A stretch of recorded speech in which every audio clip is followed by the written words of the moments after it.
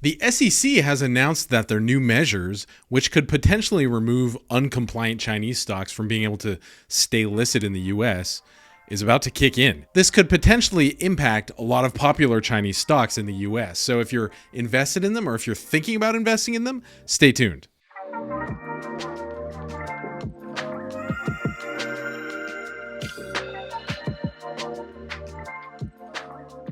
So on this news, we've seen companies like NIO, Xpeng, Alibaba, Tencent being impacted. We're seeing a little bit of drama. Some of them are, holding pretty steady. Some of them are not so much. But going into a little bit of the history, we saw back when Trump was president, he started this tariff war with China in the US. And that started to set off like a whole bunch more international relations issues, and people started to become a little bit more comfortable attacking each other and calling each other out on things. And despite what a lot of people were expecting, we're actually seeing Biden and his administration standing pretty firm against China as well. And depending on what your news source is, you're going to get really different spins on how to interpret this or what's going on in the world. But the issue at hand with China and the CCP, the Chinese Communist Party, and Chinese stocks is, number one, if you're American and you're buying American stocks, you're literally buying a small portion of the company. If you buy a share of Apple, you own like 0.0000001% of the company. Therefore, you're entitled to the brand and dividends and the growth and all these different things. When Americans are buying through the New York Stock Exchange, Chinese companies, you're actually buying what's called a VIE, a variable interest entity. And so when you own these stocks, you just kind of own a random shell company in the Cayman Islands rather than actually having access and ownership to the company in China itself. Issue number two is that indirectly, the CCP, the Chinese Communist Party, owns everything in China. There are kind of new definitions now coming out of what a government-owned company is versus what a privately owned or publicly owned company is.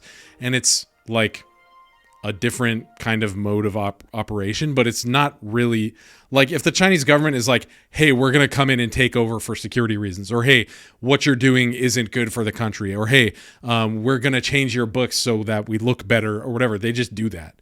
Like nobody can stop them. And similarly, the US is like, hey, if we're uncomfortable with your accounting, if we think something shady is going on behind the scenes, can we have a look at that? And if you're not going to follow the rules, actually, like, you're not welcome to American investor money.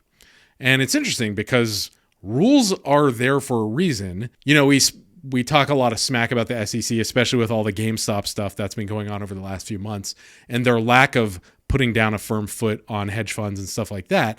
But people are applauding the SEC for taking a strong stance against China, who's becoming really, really aggressive around the world.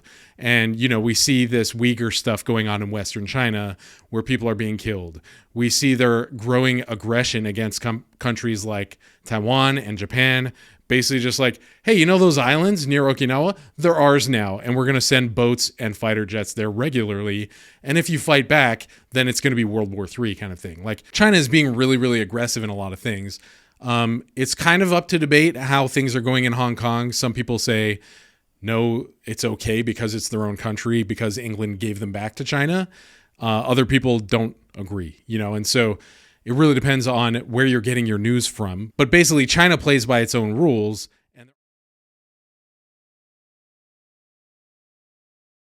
We'll also discuss our deep concerns with actions by China, including in Xinjiang, Hong Kong, Taiwan, cyber attacks on the United States, economic coercion toward our allies. Each of these actions threaten the rules-based order that maintains global stability. Well, you can't blame this problem on somebody else. I have to tell you, what I'm hearing is very different from what you described. I'm hearing deep satisfaction that the United States is back, that we're re-engaged with our allies and partners. I'm also hearing deep concern about some of the actions your government is taking. 我们把你们想得太好了，我们认为你们会遵守基本的外交礼节。Well, I think we thought too well of the United States. We thought that the U.S. side will follow the necessary diplomatic protocols. 所以我们刚才必须阐明我们的立场。 So for China, it was necessary that we make our position clear. 我现在讲一句，你们没有资格在中国的面前说你们从实力的地位出发同中国谈话。 So let me say here that in front of the Chinese side, the United States does not have the qualification to say that it wants to speak to China from a position of strength. And there aren't a lot of people who are willing to stand up to them now. But when the U.S. says, hey, if you want American investor money, please follow these rules, including, hey, we need to be able to audit your books. And if you're compliant for 3 years in a row, it's fine if Americans are investing in you. Like, is that extreme of a rule? That's kind of like saying, hey guys, no guns in school. Oh, I know you've had a gun the entire time, but you need to stop now. It's not really okay now, kind of thing. It's like, this isn't that extreme of a measure for America to take, especially when you compare it to the way China looks at or doesn't really welcome American companies or American investment or control in their country. Another portion of the rules mention that firms have to prove that they aren't owned or controlled by a foreign government, and if there are Communist Party officials on the board, they must be named as well. I feel like that's pretty fair to ask if we're giving you millions or hundreds or probably billions of dollars. And this is where things start to get really complex for the average Joe, for you and me. Of course we want access to great investment opportunities. Of course we want access to being able to not only grow our own money, but help developing countries create hundreds of millions of jobs to lift these countries out of poverty as well. And so what's the definition of fair? And one of the really complex things we're seeing in America right now is that the definition of fair is starting to change. And when it comes to race issues in America, like we're seeing weird stuff, like all of a sudden this huge uprising against Asians. There's like people beating on Asians because of like Corona came from China or something like that. And historically, we've seen all kinds of racism against African Americans and stuff like that as well. I don't try to make light of that, as a foreigner living in Japan isn't very easy in a lot of cases. And so what's fair, and the Chinese media and the Chinese spokespeople are aware of what is hot button in America right now. So they respond and they say, this is clearly discrimination against China. You shouldn't be doing this. They're saying, you're not allowed to audit us. You're not allowed to make us follow the rules that every other company has to follow, like showing your friggin' tax reports. It's like, that's not discrimination. That's saying there are rules that you should follow. Like, what gives them any grounds to, be above board on this when it comes to letting other companies operate in China? It's also pretty well known that companies like Facebook and Google are straight up just not even allowed in China. We could argue with them and say, hey, you're being discriminatory against America. But we're like, okay, we understand. Those are your rules. So I guess we can't go there. And there's a whole bunch of stuff going on with that scene. But basically, they're getting mad at us for enforcing our own rules.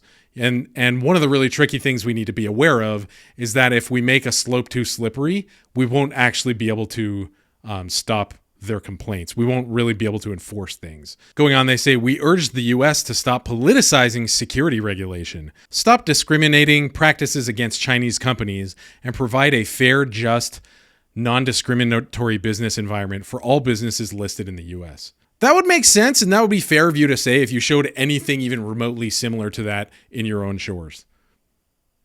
What's the deal, dude? You guys know me. You guys know I love cars. You know I have to tie everything back into cars somehow. Tesla is the first company, I think ever, in the auto industry to be able to own its own factory 100% in China. Up until now, it's always been done with like a partner company in China or through the government or things like that. Tesla's the first one to get it. And in this case, it was interesting because it was in the midst of the whole Trump tariff war thing that was going on.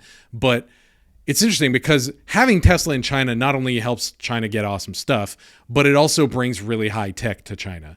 And since Tesla has landed there, we've also seen Chinese EVs growing and pushing forward to become potentially like game-changing for the world car scene as well. So it's really beneficial for China to have Tesla there, hence those moves. And a lot of that, I think, is also up to Musk and his team and their skill in negotiation and stuff like that.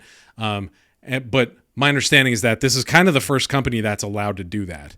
So to come back at us and say, hey, that's discrimination if you make us follow the rules is like absurd to me. So what do you guys think about that? I know this could come off as like racist. Keep in mind, I live in Japan. All of my friends are Asian. And when I lived in California, 92% of my friends were Chinese, actually. So I'm not coming at this with any kind of racist bent. I'm just thinking about what's the best for America? How do we protect America?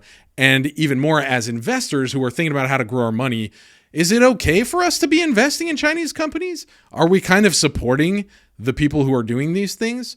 Should we back out? Click up here to hear more about my thoughts about investing in Chinese companies and also how I think things may look going forward as well. Looking forward very much to hearing your comments down below. Love you guys and have a great one.